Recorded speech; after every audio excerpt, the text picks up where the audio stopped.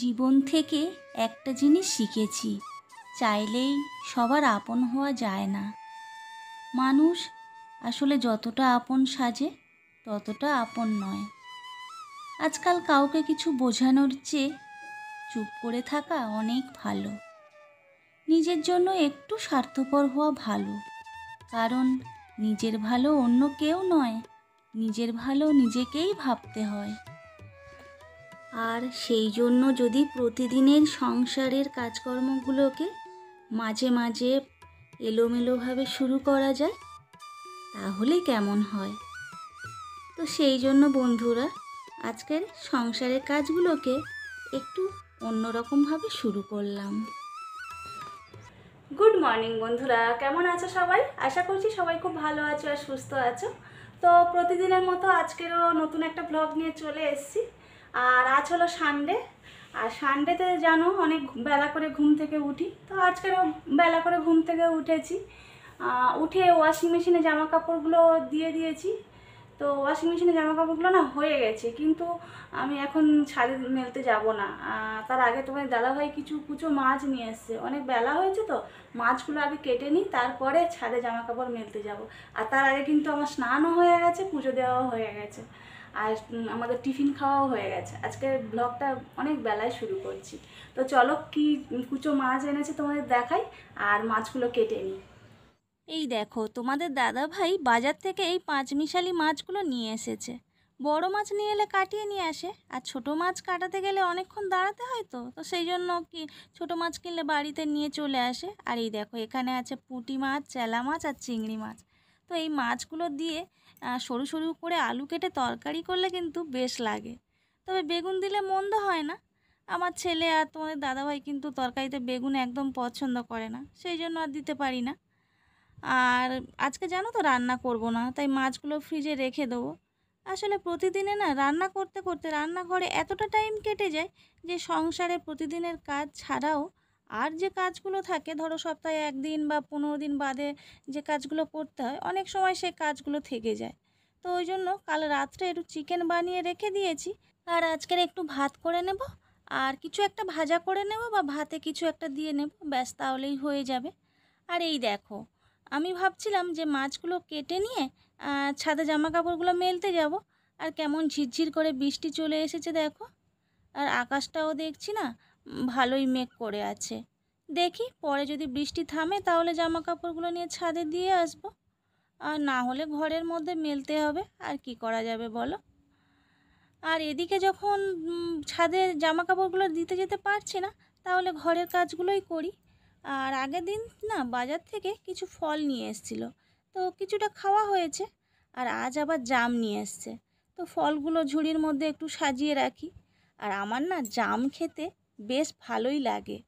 আমার মতো কার কার জাম খেতে ভালো লাগে কমেন্ট করে লিখে জানিও তো। আর দেখো, এই যে আম, জাম, কলা, শশা, এগুলো এত সুন্দর দেখতে লাগছে একসঙ্গে রাখতে, মনে হয় যেন ফলগুলো না খেয়ে এইভাবে সাজিয়ে রেখে দিই। তো এরপরে চলে এলাম এই মিক্সচারটা ক্লিন করার জন্য। কদিন ভর ভাবছিলাম এই মিক্সচারটা একটু ক্লিন করব, তো সময় পাচ্ছিলাম না। তো আজকের যেহেতু রান্নাবান্নার চাপ নেই, ভাতটা ওদিকে বসিয়ে দিয়ে এসেছি জানো তো। আর এইদিকে দেখো, মিক্সচারটা ক্লিন করার জন্য আমি একটু গরম জল নিয়েছি আর ভিম লিকুইড নিয়েছি। তো এইগুলো দিয়েই ভালো করে একটু ঘষে নিচ্ছি গাগুলো। আর ওদিকে ভাতটা হয়ে গেলে একটু কলমি শাক ভাজা করে নেব, ব্যাস। আর কিছু আজকে করব না, কলমি শাক ভাজা, চিকেন আর ভাত। আর এই দেখো, ছুরির মধ্যে এই কাপড়টা একটু পেঁচিয়ে নিয়েছি। এই যে মিক্সচারের যে কাটা অংশটা, এখানে তো ভালো করে ক্লিন করা যায় না, তো এইভাবে আমি এই জায়গাটা ভালো করে ক্লিন করে নিচ্ছি। আর কেমন নোংরা বের হচ্ছে, আসলে মিক্সচার চালাতে চালাতে এর মধ্যে কিছুটা তো নোংরা জমে, তো সেইগুলো ভালো করে ক্লিন করে নিচ্ছি। আর ভিতরটাও একইভাবে ক্লিন করলাম। আর এরপরে এই যে দিকটা রাখা হয়, এদিকটাই না মাঝে মধ্যে দেখি তেলাপোকা দু একটা বাসা বাঁধে, বা মাকড়সার জালও দু একটা দেখতে পাই। ওই জন্য এই জায়গাটা খুব ভালো করে ক্লিন করে নিলাম। তো দেখো একদম পরিষ্কার হয়ে গেছে।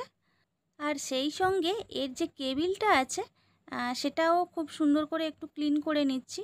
আসলে আমরা তো মানে সংসারের জন্য অনেক কিছু কিনি, আর সেই জিনিসগুলো যদি আমরা একটু যত্ন করে না রাখি তাহলে মধ্যবিত্ত ফ্যামিলিতে না দ্বিতীয়বার কেনাটা খুব কষ্টকর হয়ে ওঠে। আর এই দেখো একদম ক্লিন হয়ে গেছে, কত সুন্দর দেখেছো ক্লিন হয়ে গেছে। তো চলো এরপরে জলের বোতলগুলো একটু ওয়াশ করে নেব। আর আমি কিভাবে এই জলের বোতলগুলো পরিষ্কার করি সেগুলো বলছি শোনো।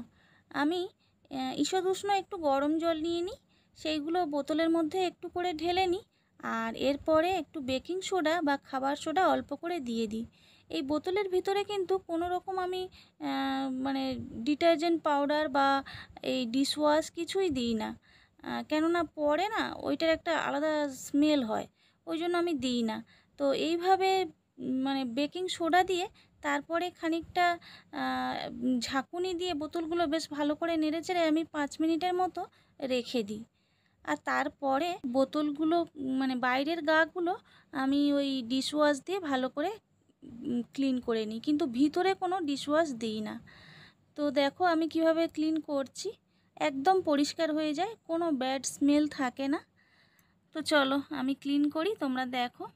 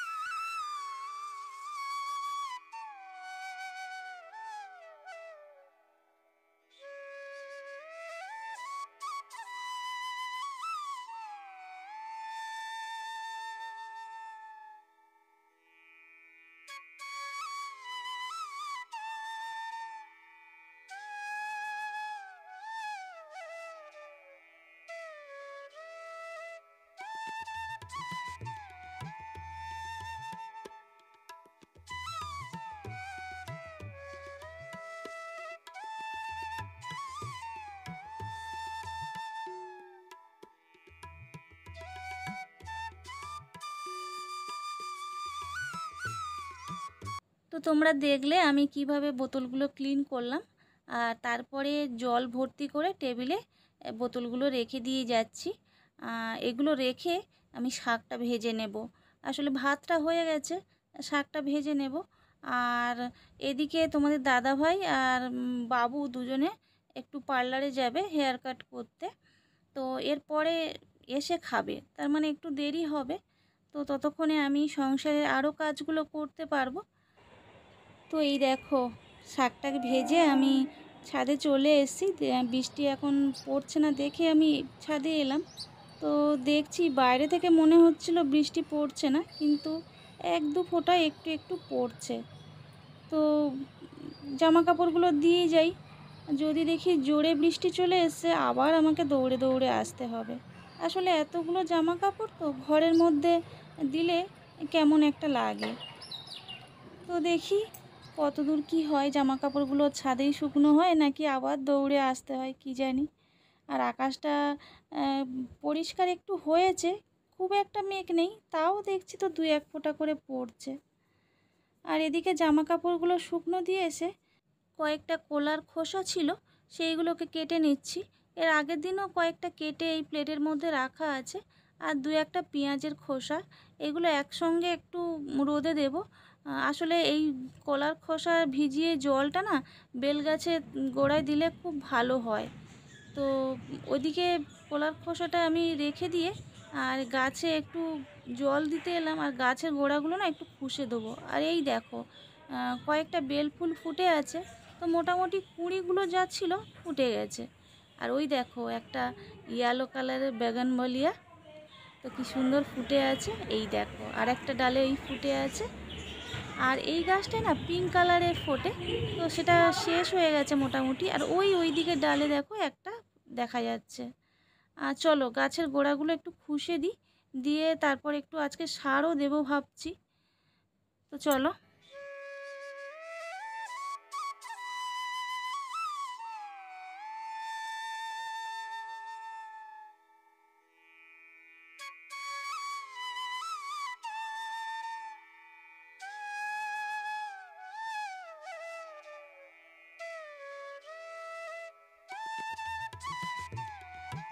তো বন্ধুরা টবের মাটিগুলো খুসে দিয়ে অনেকক্ষণ বসেছিলাম, তো তোমাদের দাদা ভাইরা এখনও ফেরেনি। তো মনে হয় পার্লারে একটু ভিড় হয়েছে জানো তো। তো সেই ফাঁকে কেন বসে থাকবো, তাহলে ঘরের পাখাগুলো একটু ক্লিন করে নিই। তো সেই জন্য ঘরের পাখাগুলো ক্লিন করে নিচ্ছি। আর কদিন খুব গরম পড়েছিল না, সব সময় পাখাগুলো চলেছে, যার জন্য অনেকটা ধুলো হয়ে গেছে। তো সেগুলো একটু ক্লিন করে নিচ্ছি। প্রথমে আমাদের ঘরটা পাখা ক্লিন করছি, তারপরে আমার ছেলে যে ঘরটায় থাকে ওই ঘরে পাখাটা ক্লিন করে নেব। আর অন্যগুলো এখন করব না, একসঙ্গে অনেকটা কাজ হয়ে গেল। আর সেই সঙ্গে আজকে ব্লগটা শেষ করব। আজকে দেখো একটু অন্যভাবে তোমাদের সঙ্গে শেয়ার করলাম। তো কেমন লাগলো অবশ্যই কমেন্ট করে জানিও।